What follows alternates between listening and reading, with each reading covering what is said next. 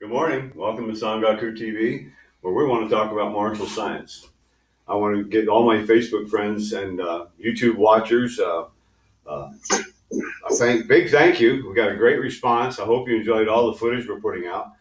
When we started the show, people said, "What is martial science?" I'm hoping we talked about judo, and we talked about karate, and we talked about jiu-jitsu and iaido and aikido. We'd like to talk about traditional Chinese medicine every chance we got.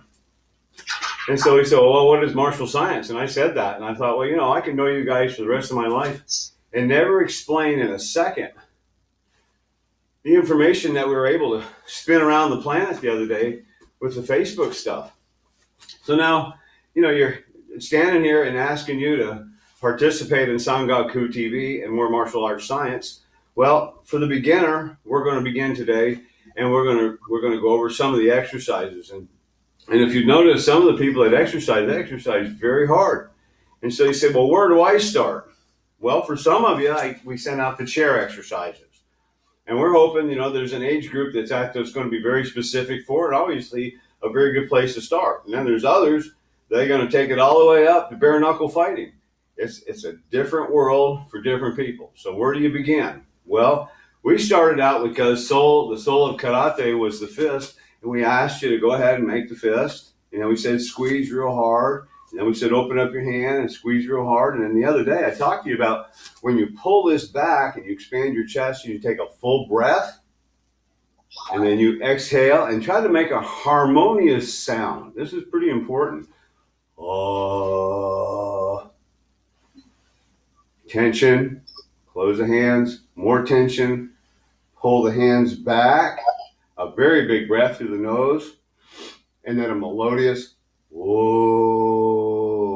Let that go down. Now, we're talking about beginner stuff here, but remember, everything I would love to talk to you about in the beginning, and the reason I like to talk about that so much right in the beginning is because that's the stuff you're going to do forever. Remember, the secret of life is to breathe in and breathe out. And so for all of us that wanted to get stronger, we studied the ancients, and what did they say? Breathe in and breathe out. So how do you do that? From a martial aspect, these are some implications. Now, I want to get folks started in the Sangaku Bujitsu system. And they say, well, I'm still not strong enough. I said, well, we talked about raising the mountain. That was an exercise for you, right? And we talked about raising your neck. We talked about pulling your hands back and adjusting your shoulders. And I want to add one more routine for you beginners. I want you to simply lay down on the floor. That's all you have to do. Just lay there. While you're there, take a breath through your nose. Flex your abdomen. Prepare yourself to just roll over. That's all you have to do is just roll over. You don't have to do nothing else. Take another breath and firm yourself. Push yourself up with your arms. Pull your knees up. Stand up straight. Stand up straight. Core engaged like we talked about.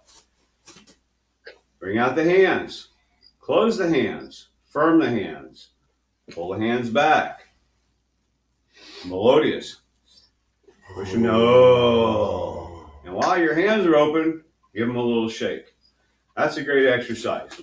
So remember, it starts with lay down, roll over, push yourself up, stand up. Raise the sky, drop your shoulders, raise the head, turn your eyes, stand up straight, put your hands out, make them tight, turn them over, make a fist, draw them back, take a very deep breath, and with melodious sound, whoa. Okay, that's a pretty good little exercise. Hardly anybody in Sangaku does that. I just made that up. I know, it's all. Keep going. Those pieces, I just made them up. You know why I just made them up? Because if you want to practice the Sangaku system, you're going to have to work very hard, just like all those people on TV. And if you aren't willing to follow my direction and do a few simple drills to get yourself off the couch and into the dojo, well, then you have a very difficult time. So as this program progresses, those of you who don't get back to me on your exercises and tell me, yes, Kyoshi, we've been doing those odd things that you said because we're going to follow your direction. If you're willing to do that, you can become a Sangaku member, and I begin to teach you. But that doesn't any different between me and any other teacher. If you're not willing to do it for them, I'm not sure why you're willing to do it for me. But I'm asking you to do it for yourself. Remember, this is at-home practice stuff. Nobody will see you but yourself. So give it a try. If you get stronger, I want you to get back to me. Okay, so that's for you guys that are just kind of thinking about this stuff a little bit. And I want to move on into our program a little bit. And early in the program, I talked about, well, why do I have to do that? And how do I do that? And does it matter how old I am when I do that? And all those are great questions because, yes, some of you are going to have to start by that simple exercise I asked you for. And others are going to join Ronnie Medford at the Natoro Bujitsu under Yanasa Bill Scott and me in Arkansas. And they're going to learn body tuning. They're going to learn iron thread. They're going to be solid as rocks. And maybe they can talk to this guy because this guy's already there. We've watched a lot of videos. There's a lot of great practitioners around the planet. We also very aware that there's young people. So for you young people that are watching and people that are novice, and you could be 50 years old and still be a young person in my mind, it's immaterial. We gave you the simple exercise. But while I did that, I also gave you the simple hand position, which is universal for everybody. Everybody uses a hand position. If you noted in that 1919 European version of Jiu-Jitsu, I gave a class one day on when you make a fist. If you make it incorrectly, please, hard to do it. That man grabbed that and took that other man to the floor and slapped him around 3 or 4 times before he did it. So I'm glad somebody in 1919 did that before I said something. I know a lot of jiu-jitsu guys say, yeah, we do that all the time. Good. I hope everybody continues to do that. That is a very poor position. I love this one a lot more. But we went to the luxury telling you guys how to do an uppercut. We went to the luxury of showing you guys how to do a circle step. Then I started in with mudra. Hands up and hands down. Sometimes we do that with both hands open. Sometimes we do it with one hand closed behind the other. And I was very specific when I said, sometimes that's its own martial art just by itself. And people go, really? How could that just be a martial art all by itself?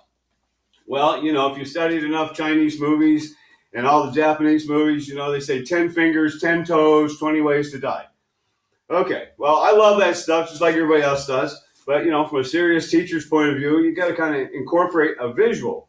So there you go. There's 10 fingers, and they go up, and they come down. And they're attached to my arms.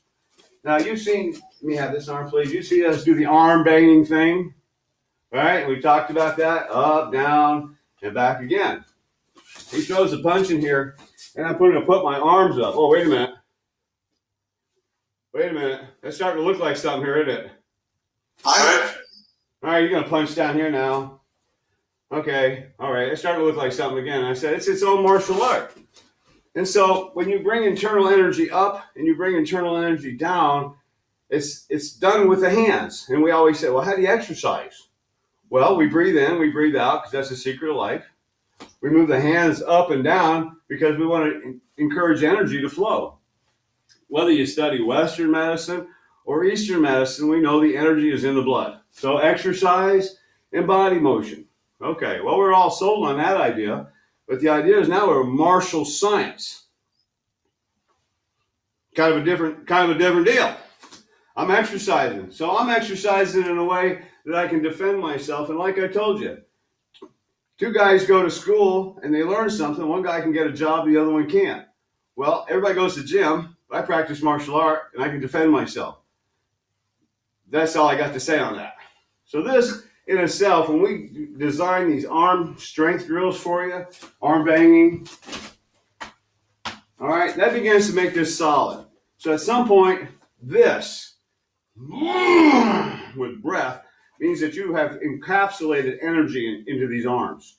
You have core engaged with your feet and your body is locked in. This is very hard. There's nothing soft going on here. The next step in learning a drill, if you saw me do that, was I breathed in, I breathed out, and I got this solidness, and then I took my foot and I picked my foot up. And then I put my foot down. Just kind of take a for me. That's good. Okay, if you study Okinawan karate, they talk about when you put the foot up and you put the foot down, you should put the foot down in a place where it's going to do you some good. Okay, so he takes a swipe at me, and I decide to put both my feet over here. I haven't really done myself any good. Haven't done myself any good. He takes a swat at me, and I'm able to. If I put this foot somewhere, which is indicated in this kata by raising this up, it means that I can turn in 360 degrees. So when you're watching a kata, and the guy goes, and he picks his foot up and he turns to the right, he could have just as easily turned to the back.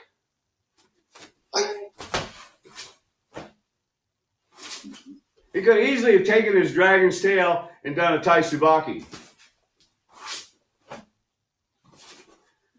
So when you're a basic Kihan kata and you're a martial scientist, there's nothing simple about the simple. And the guy says, well, why do I want to follow you for 20 years? And I said, well, you don't gotta. If you'll learn the simple stuff, that'll work out for you. Simple stuff works. So we're going to go with a basic Kihan kata. And this is called Taikyoku Jodan. And I'm going to show you the next piece in it because I promised. Arms up, arms down. This is Xing motion.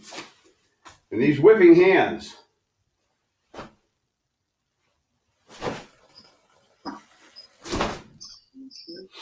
So when you just do the kata gel, you know, you go, well, he said, well, karate ain't gonna work for me. I said, no, it won't if you don't practice with a sense of direction. Teachers all over the world try to help their students learn what they're supposed to learn. And based on your level of understanding, you can't teach what you don't know. So we're going to try to teach what we know and hope it helps you.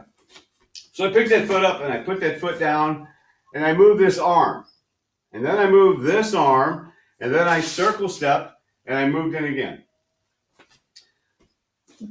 Take that position, please. A lot of you that are beginners need to listen to this very seriously. If you're in the wrong place at the wrong time, nothing you do will work.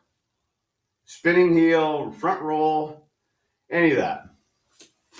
But most of us are just beginners. And if you watch that 1919 guy, these guys are really nicely dressed. And then there was a couple of Asian men that did a nice deal. I really liked that. That was really nice. And it's nice because, you know, we get to choreograph. Now, in the martial art world, almost like the automotive industry, you have to have a crash test dummy. And sometimes we call them ukes. It means they get hurt. They get knocked around. So that the student can learn. And now we've got a global audience. And we want to start with basic Kihan. So why would I pick my foot up and put it here? It obviously had a purpose. So today I'd like to show you a couple of foot techniques that make sense to me. If I was got to stand behind him, I could have parallel foot. If I stood in front of him, I could have parallel foot. Both of those techniques will be applied in Taikyoku Jodan with that first step. Now you see Master Horn put his toe up, means a little bit more solid. You'll notice in some of the Japanese systems, toe up, a little bit more solid. Okay? Well, where are they placing that toe? You think they're getting some foot? Or you think they're standing way back here? Hey? Yeah! No, watch. Watch, and we close that gap. Yeah! Okay? Where you put your feet makes a difference. So as you guys practice Taikyoku Jodan, or Pinan, or Naihanshin, or Bushi form, because that's what we're familiar with in Sangaku, where you put your foot's pretty important. How you make your hands is pretty important. How you breathe is pretty important. I don't need you for safety. How you breathe is pretty important. So when I make this first gesture of inhale, exhale, look, inhale, these hands are going to come into a whipping motion. I'm going to whip them down. So you're asking yourself, well, wait a minute. Why I gotta do this one for? Right? You done stopped him.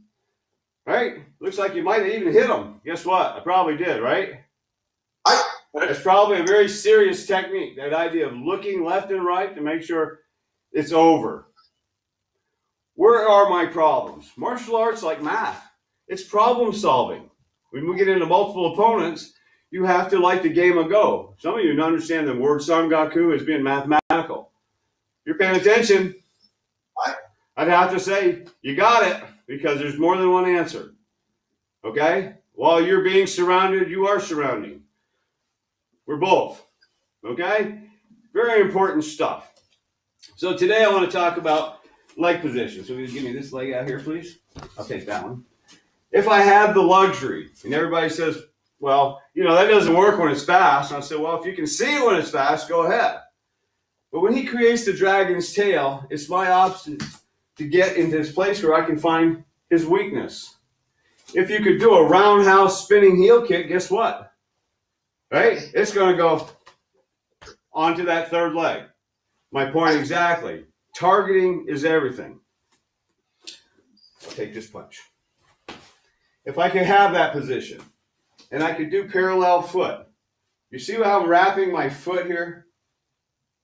I'm wrapping that foot, and my knee is going to press his knee.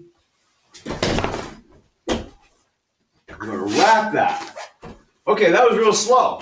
Now, if I did that like I do on my tire, okay, you've heard me say a million times, it's a mechanical process.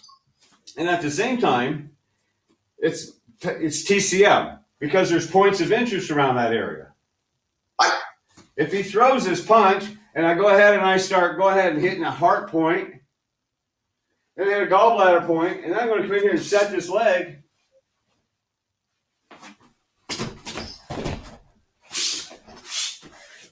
It's very important. Thank you for a minute. So when we're doing Taikyoku or any kata, that very first foot position is kind of what I'm talking about here. Yeah, I'm back out here again. All right. If I get behind him, it took little to no effort to do that. We're old, Chuck, Inasa. And what my teacher told me, Dr. Horn, Sarasota, Florida, he said, Doug, you're 30-something years old.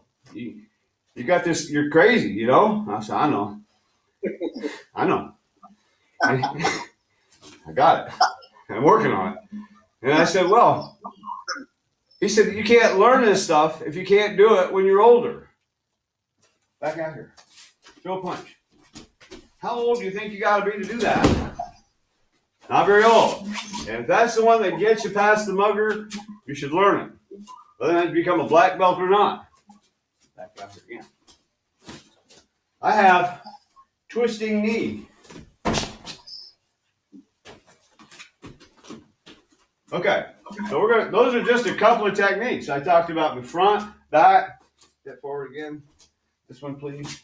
And I talked about reversal of, look at this foot placement. Still back.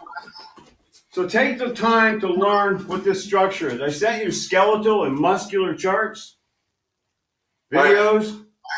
Everybody knows what the bone structure looks like. That's why we're calling it martial science. The foot, the ankle, the knee, the hip, right? The spinal column. It's all structural. So when we look at a science aspect of your kata, this idea, there's certain katas they call tearing down the fortress. To me, they're all tearing down the fortress. Right? First we tear ourselves down, you know, like a sword, you know, it starts with crap, they beat it, they pound it, they polish it. Gets to be pretty nice. This is a beginning technique. So for anybody who's following Sangaku as a system or a style, remember, these are like the first things white belts are learning. Right, Alyssa? You're learning this stuff right from day one. I know Yanasa is right on that stuff. So we want to pay attention to that. So I'm going to go, thank you for a minute. I'm going to take the floor here. And I'm going to go ahead and finish a little piece of this kata and talk to you about it. Hands up, hands down. Here we go.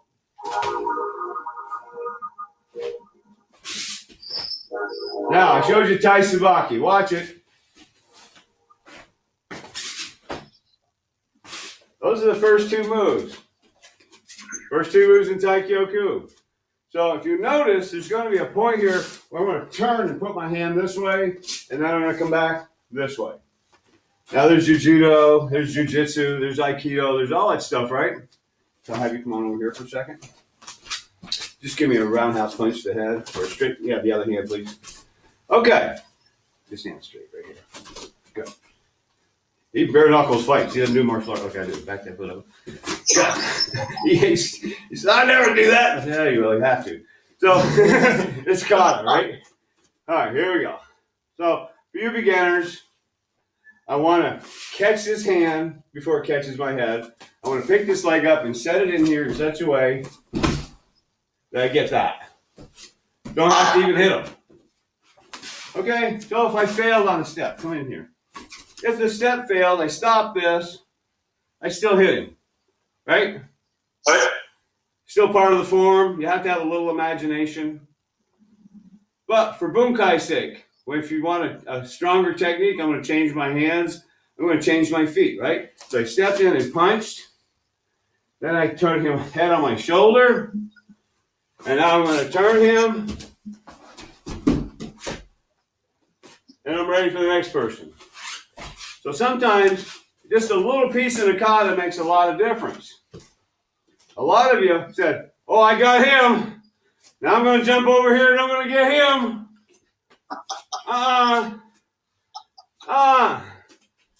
Martial art katas that I know are like moving meditation.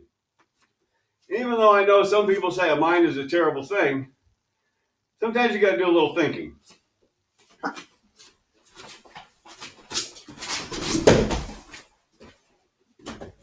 So, thank you. I'll just take that. So let's review that again. Hands up, hands down. Look, flip the hands, raise the leg, place the foot where it goes. All right. Make sure you look what's behind you. You should never just turn, huh? If you're going to turn your head, make sure you got your hand up. Or do the technique of completion. I like completing techniques, and the more you study with me, the more I'm going to take the simplest piece and make it complicated. Everybody says, well, what'd you do that for? Martial science. This is a new world of thinking, because if you watch all the videos, obviously everybody loves martial science. Everybody wants to do a little of this, and everybody wants to do a little of that. How do you practice? Why do you practice? How old am I before I start practice? What kind of practice should I do if I'm too old? We're going to tell you. Come on, hang out with us. We want to work on that stuff. So I'm going to go over that one more time because I really like this kata, and we'll give you another piece while we're at it.